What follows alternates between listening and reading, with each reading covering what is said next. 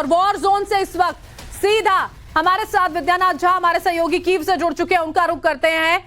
विद्या, लगातार पलटवार रूस की ओर से किया जा रहा है, ग्रैंड मिसाइल सिस्टम का उपयोग, बाकी सारे हथियार। राजधानी कीव में आप मौजूद हैं, किस तरह के हालात?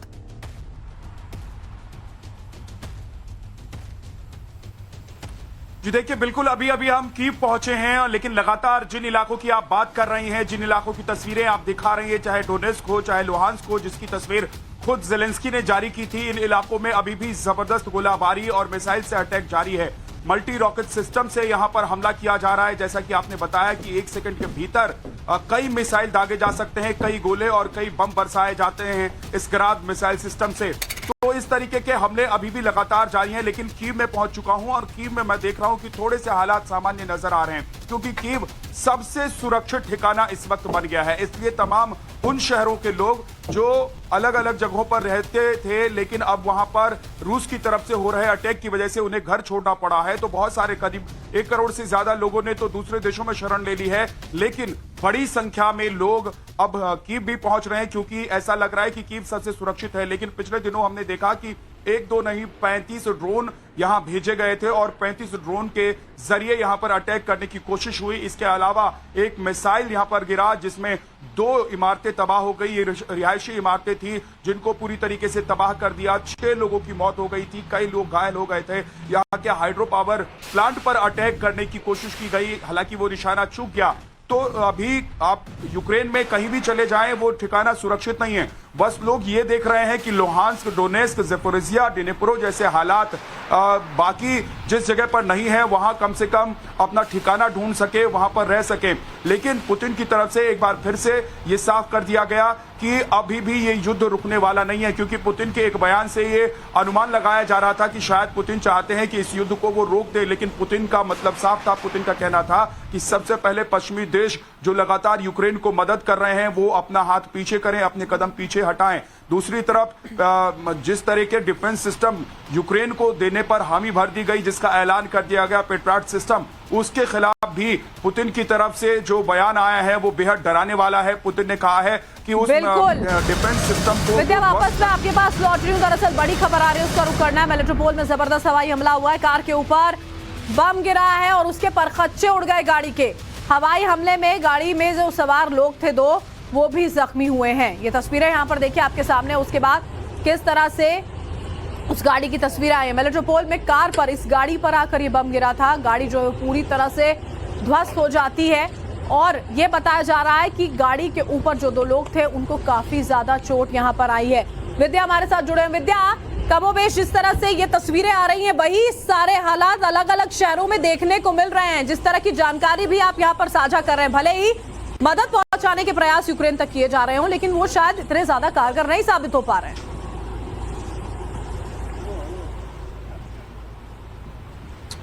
जी, मैं परसों ही ज़ेपोरिज़िया में था और बरखा, हमने वहां की तस्वीरें अपने दर्शकों को दिखाई कि हर मिनट एक धमाके की तस्वीर आ रही थी। एक बम तो बेहद हमारे करीब एक पुल पर आकर गिरा था और उसकी वजह से वहां पर दहशत मच गई थी। तो हर मिनट वहां पर हमले हो रहे हैं। देखिए, ज़ेपोरिज़िया को 4 हिस्सों में बांटा गया है, जिसे हम हिंदुस्तान में जिला कह सकते हैं। उस तरीके से 4 जिलों में ज़ेपोरिज़िया रीजन को बांटा गया है। उसमें से 3 हिस्से यानी कि 3 जिले जो हैं, उस पर तो रूस की आर्मी ने पूरी तरीके से कब्जा कर लिया है। मेल्टोपोल जिसका जिक्र हम कर रहे हैं, जहां की तस्वीर दिखा रहे हैं कि एक बम आकर गिरता है और पूरी गाड़ी तबाह हो जाती है, परखच्चे उड़ जाते हैं उसके।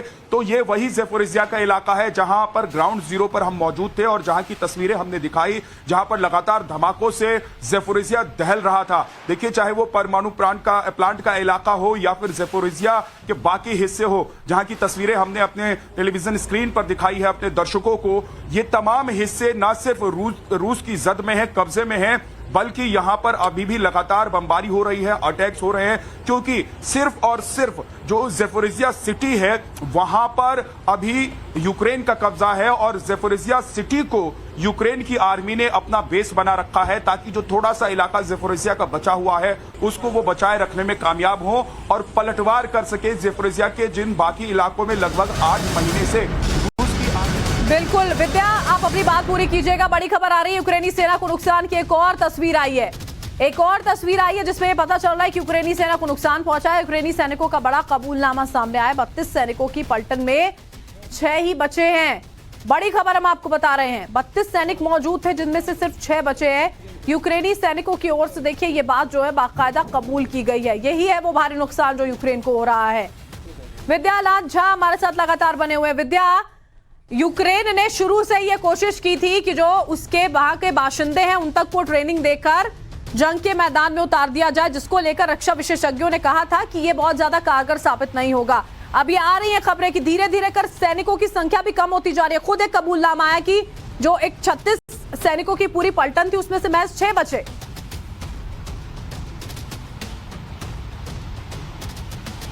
बिल्कुल, देखिए हम यहाँ देख रहे हैं, चाहे हम यूक्रेन के किसी भी हिस्से में हो, लेकिन जज्बा लोगों का यहाँ अपने देश के लिए लड़ने का बना हुआ है और किसी भी तरीके से वो सेना में जाने की कोशिश कर रहे हैं। जो वृद्ध लोग हैं वो भी यहाँ तक तैयार हो रहे हैं कि उनकी जरूरत पड़ी और उनके तजुर्बे का फायदा उठाकर अगर सेना को फायदा होता है, देश को फायदा होता है, तो वो लड़ने के लिए तैयार हैं। लेकिन स्किल्ड लोग नहीं हैं, ये ट्रेंड लोग नहीं हैं। इनको ना हथियारों के बारे में ज्यादा जानकारी है और ना ही लंबी ट्रेनिंग या फिर लंबे तजुर्बे से होकर ये आए हैं। इनको आनन फानन में तुरंत ट्रेन किया जाता है और तुरंत मैदान में उतार दिया जाता है, क्योंकि अभी जरूरत है यूक्रेन को, यूक्रेन की जमीन बचाने के लिए, और इसीलिए बहुत कारगर नहीं साबित हो रहे हैं। लेकिन दूसरी तरफ यह भी देखना होगा बरखा कि रूस की जो स्ट्रेटेजी है वो बिल्कुल क्लियर है। शुरुआती दिनों से ही रूस आर्म जो सेंटर्स होते हैं या जो सैन्य ठिकाने होते हैं उन पर अटैक कर रहा है, और पिछले कुछ दिनों से हम देख रहे हैं कि ना सिर्फ सैन्य ठिकानों को हमला किया जा रहा है, इंफ्रास्ट्रक्चर को भी काफी नुकसान पहुंचाया जा रहा है, चाहे वो पावर सेक्टर के इंफ्रास्ट्रक्चर हो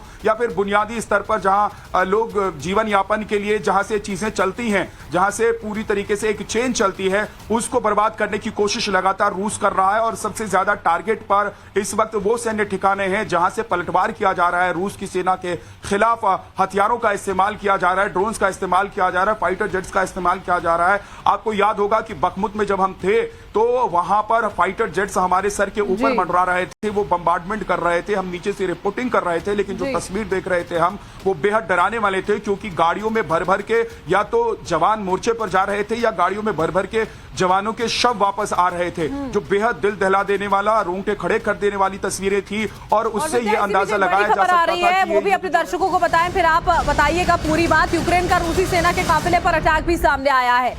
रूस के बख्तरबंद वाहन पर निशाना यहां पर लगाया गया। यूक्रेन की एंटी टैंक मरीन यूनिट ने यह हमला किया है। स्टोग्राफी मिसाइल से यह घातक वार किया गया है। बड़ी खबर हम आपको बता रहे हैं अपने दर्शकों को। यूक्रेन ने रूसी सेना के काफिले पर अटैक किया है। बख्तरबंद वाहन जो था उसको निशाने पर लिया गया है। एंटी टैंक मरीन यूनिट ने हमला किया है। विद्या हमारे साथ लगातार बने। विद्या, अपनी बात पूरी करें और इस बात पर भी हमें जानकारी दीजिएगा कि रूस तो हमले कर ही रहा है, लेकिन जो पलटवार यूक्रेन कर रहा है उसमें कितना सक्षम समझ में आता है आपको, जब आप वहां पर वॉर जोन से ग्राउंड पे सब कुछ देख रहे हैं?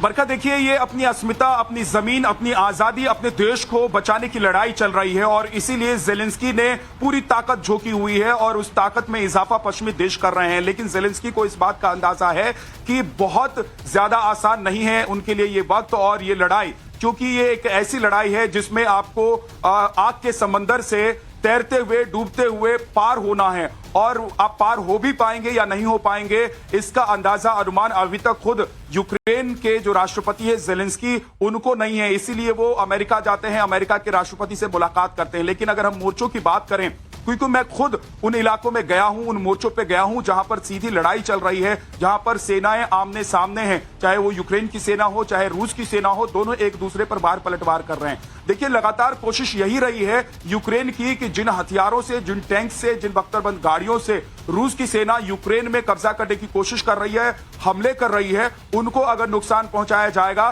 तो पंगु हो जाएगी रूस की सेना। लेकिन सप्लाई सिस्टम रूस का इतना जबरदस्त है कि लगातार कोशिश करने के बावजूद 10 महीने की लड़ाई हो गई है, अभी तक रूस हमला कर रहा है और यूक्रेन सिर्फ पलटवार कर रहा है, सिर्फ बचाव कर रहा है। हमने तस्वीरें दिखाई थी कि कैसे ट्रेन में भर भर के हथियार जा रहे थे, बखमुत के लिए, डोनेस्क के लिए, जो सबसे बड़ा युद्ध का मैदान इस वक्त बना हुआ है, सबसे भयंकर मैदान है। हमने दिखाया था कि किस तरीके से सेना की गाड़ियों में भर भर के रसद जा रहे थे। हमने दिखाया था कि कैसे बसों में भर भर के सेना के जवान जा रहे थे।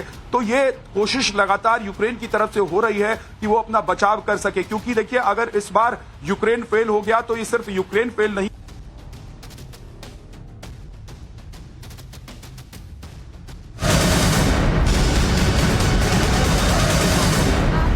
कनेक्शन में आ रहे हैं, वापस आपके पास लौटेंगे। बड़ी खबर बताते दर्शकों को, लगातार यूक्रेन के खिलाफ एक्शन में नजर आ रहे हैं रूसी जेट जो है सुखोई 34। यूक्रेनी सेना पर कहर बरसा रहा है सुखोई 34 बॉम्बर जो है। यूक्रेनी सेना के ठिकानों पर लगातार बारूद बरसाया जा रहा है, उसके जरिए एक के बाद एक सुखोई 34 जेट का इस्तेमाल किया जा रहा है और बमबारी यहां पर की जा रही है यूक्रेन के अलग अलग इलाकों में। जो यूक्रेनी सेना जमीन पर जवाब दे रही है, वहां मौजूद रूस के सैनिकों को, उनको रूस की जो हवाई सेना है वो किस तरह से टारगेट पर ले रही है उसकी तस्वीरें आप देख सकते हैं, क्योंकि हर तरफ से चौतरफा घेराव कर निशाने पर लेकर टारगेट करने का जो इरादा रूस का है वो शुरुआत से चल रहा है और एक के बाद एक हमले जो हैं वो इसीलिए इतने तेज किए जा रहे हैं क्योंकि अलग अलग हथियार, अलग अलग जो यहाँ पर फाइटर जेट्स हैं, टैंक्स हैं, सबका इस्तेमाल हो रहा है। सैन्य साजो सामान जो है वो अंदर तक पहुंचाया जा रहा है ताकि इस लड़ाई को रूस जो है और ज्यादा बेहतर ग्राउंड पर लड़ सके। ये आप सुखोई 34 की तस्वीरें देख रहे हैं, वो रूसी फाइटर जेट जो लगातार यूक्रेनी सैनिकों को, यूक्रेन के इलाकों को निशाने पर ले रहा है। विद्या हमारे साथ लगातार बने हुए राजधानी कीव से उनका फिर से रुख कर लेते हैं। विद्या, अभी अगर मौजूदा स्थिति की बात करते हैं तो बार बार ये भी बातें कही जा रही हैं, ये हथियारों का इस्तेमाल तो किया ही जा रहा है, पुराने हथियारों को यहाँ पर मॉडिफाई किया जा रहा है, लेकिन अब धर्म युद्ध की भी बात जो है वो यूक्रेनी मीडिया की ओर से सामने आ रही है कि अब धर्म युद्ध करने जा रहे हैं पुतिन।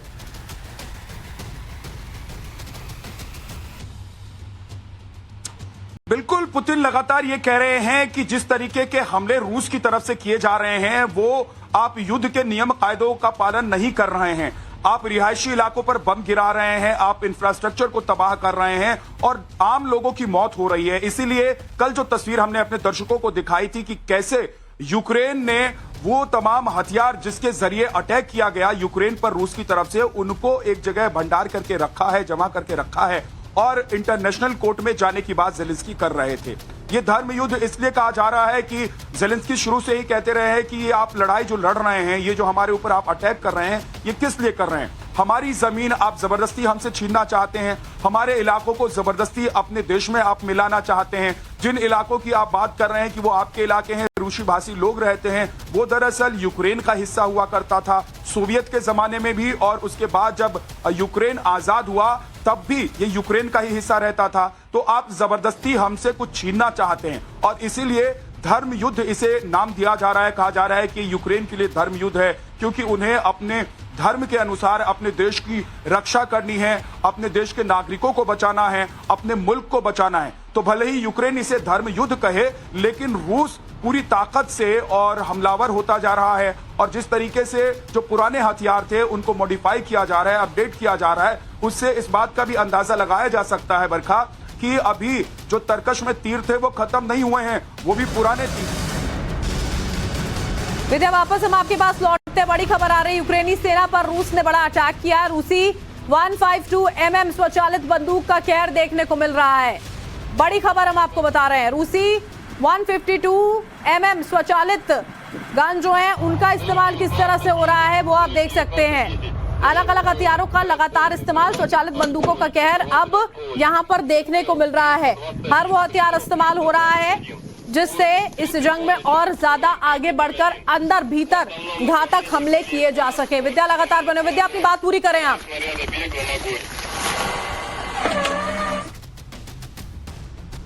जी बिल्कुल बरखा, मैं ये कह रहा था कि जिन हथियारों का इस्तेमाल अभी 10 महीने से रूस की तरफ से किया जा रहा था या फिर जो हथियार यूक्रेन को भी दिए गए थे वो बेहद पुराने हथियार हैं। ये वो हथियार हैं जो अभी तक हथियार के घर में रखे हुए थे, यानी कि भंडार में रखे हुए थे, जंग खा रहे थे और इसलिए इनको तुरंत निकाला गया और इनका इस्तेमाल किया गया। अभी नए जमाने के जो हथियार हैं उनका इस्तेमाल तो किया ही नहीं गया है और ऊपर से अगर आप देखें कि पुराने हथियारों को एक बार फिर से पॉलिश करके, उनको अपग्रेड करके, उनको अपडेट करके इस्तेमाल किया जा रहा है, तो इसका मतलब यह है कि अभी जो जखीरा है पुराने हथियारों का वो खत्म नहीं हुआ है। इसलिए नए हथियारों को हम नहीं देख रहे हैं और बहुत जो ताकतवर हथियार हैं जिनके एक या दो अटैक से ही किसी भी मुल्क को पूरी तरीके से मटियामेट किया जा सकता है, उन हथियारों का इस्तेमाल अभी नहीं हुआ है। आप जरा समझिए कि अगर उन हथियारों का इस्तेमाल होने लग जाएगा तो कितने दिन लगेंगे इस युद्ध को टिकने में और कितने दिन तक ये युद्ध चलेगा और कितनी जल्दी दुनिया के एक हिस्से से कई देश मिट सकते हैं। और जिन हथियारों का इस्तेमाल करने की बात पुतिन कर चुके हैं, रूस लगातार जिन हथियारों के धमकी दे रहा है, जिन हथियारों के दम से कि हम न सिर्फ यूक्रेन को बल्कि पश्चिमी देशों को भी मिटा सकते हैं, वो एटमी हथियार हैं, वो ऐसे मिसाइल हैं, ये ऐसे इंटरकॉन्टिनेंटल बैलिस्टिक मिसाइल हैं, सुपरसोनिक मिसाइल हैं, जिनका अटैक अगर किया जाता है तो समझिए कि यूक्रेन ही नहीं, यूक्रेन के आसपास के जो देश हैं या फिर अमेरिका और ब्रिटेन तक तमाम ऐसे मुल्क जो इस लड़ाई को लड़ रहे हैं वो कितनी देर टिकेंगे, या फिर रूस के ऊपर ही अगर ऐसे मिसाइलों से, ऐसे हथियारों से अटैक होता है तो रूस कितनी देर तक बचेगा।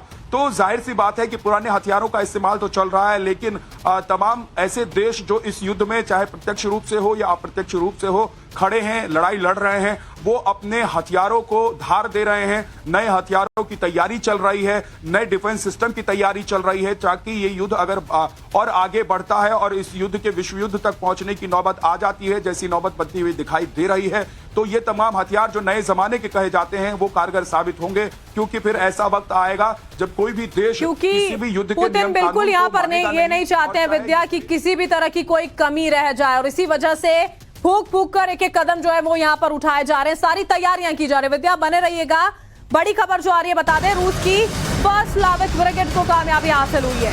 यूक्रेनी सेना के हेलीकॉप्टर को इस्तेमाल कराया है। डोनेस्क में यूक्रेनी सेना को यह बड़ा नुकसान हुआ है। बड़ी खबर हम आपको बता रहे हैं, डोनेस्क में यूक्रेनी सेना को बड़ा नुकसान पहुंचा है। डोनेस्क में लगातार यूक्रेन की ओर से भी काफी हमले यहाँ पर तेज किए गए हैं और इसी बीच में ये बड़ा नुकसान यहाँ पर पहुंचा और यूक्रेन के बखमुट में भी भीषण जंग जारी है। मोर्चे पर आमने सामने रूस और यूक्रेन की सेना नजर आती है। यूक्रेनी सेना का रूसी ठिकानों पर वार जारी है। यूक्रेनी सैनिक ने रॉकेट लॉन्चर से इस दौरान हमला किया है। बड़ी खबर बखमुट से हम आपको बता रहे हैं। भीषण जंग जो देखिए बखमुट में लगातार यहाँ पर जारी है। विद्या लगातार हमारे साथ वॉर जोन से बने हुए हैं। विद्या, लगातार इसी तरह के हालात हर शहर में नजर आते हैं। बखमुट के हालात तो बेहद खराब।